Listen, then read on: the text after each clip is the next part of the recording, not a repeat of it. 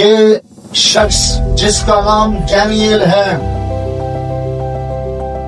وہ ذرا اس میں سے کمزوریاں ڈھونڈتے رہے، مشیر اس میں سے کمزوریاں ڈھونڈتے رہے، سردار اس میں سے کمزوریاں ڈھونڈتے رہے، لیکن اس میں کوئی کمزوری نہیں ملی۔ انہوں نے کہا کہ ہم جو بھی ڈھونڈنا چاہتے ہیں، اس میں نالج ڈھونڈنا چاہتے ہیں، یہ نہیں ملتا، نہ یہ ایپ جوئی کرتا ہے، نہ یہ کسی کے خلاف ہوتا ہے، نہ یہ پیسے کا حساب آگے پیچھے کرتا ہے، نہ فائلیں بدلتا ہے، نہ جو ہے وہ کچھ دیا کچھ اور ہے لکھا کچھ اور ہے، یہ کچھ بھی ایسا نہیں کرتا۔ اب کیا ڈھونڈے اس میں؟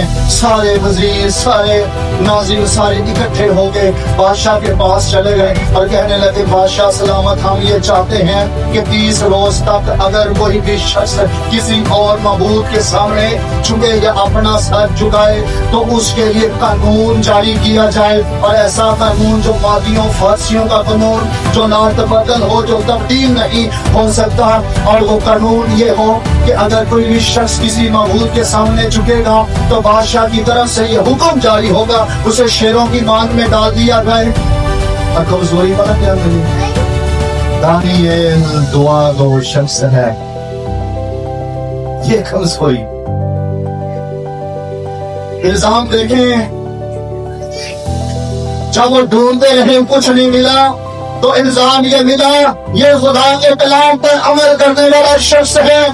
ان کو یہ کمزوری ملی کہ یہ دعا کرنے والا شخص ہے، یہ تو اپنے خدا کے حضور میں بیٹھا رہتا ہے۔ اب چونکہ بادشاہ نے حکم جاری کر دیا تھا، اس لیے بائبل مقدس کے اندر یہ لکھا ہے اس نے بادشاہ نے دانیل کو شیروں کی مان میں ڈال دیا،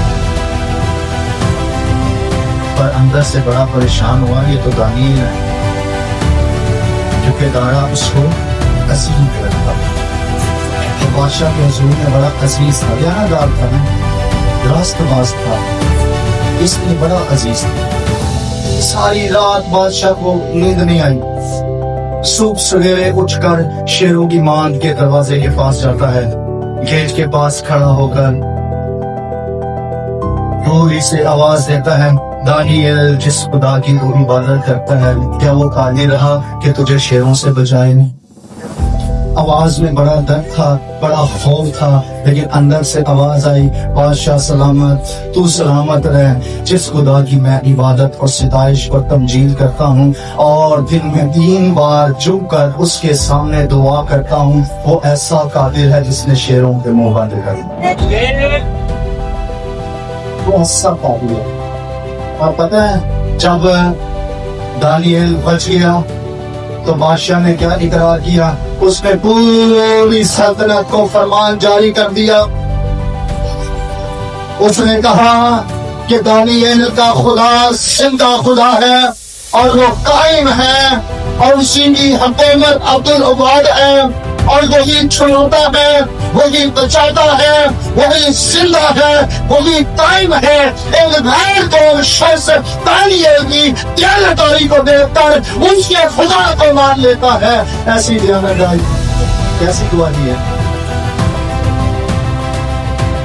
پہلے کیا کہہ رہا تھا دارا اپنے بارے میں بلا کیا کہتا تھا؟ میں حاکم ہوں، میں خدا ہوں، میرے سامنے جھکو، میں معبود ہوں اپنی قوم کے لیے، پر دورہ کو ایسا قادر نہیں ہے۔ پھر تو اس نے دیکھا کہ ایک مجھ سے بھی اوپر قادر مطلق ہے، پھر اس کا اقرار کیا کہ وہ زندہ ہے اور وہ شیروں سے بچا سکتا ہے، اور دانیل نے اپنا ایمان دکھایا۔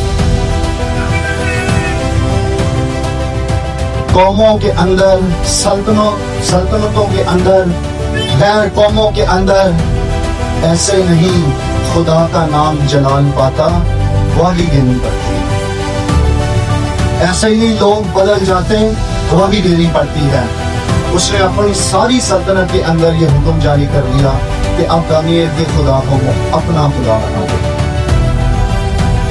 اب میں تمہارے لیے خدا نہیں ہوں، دانیل کا خدا تمہارا خدا۔ زندہ ہوا ہے۔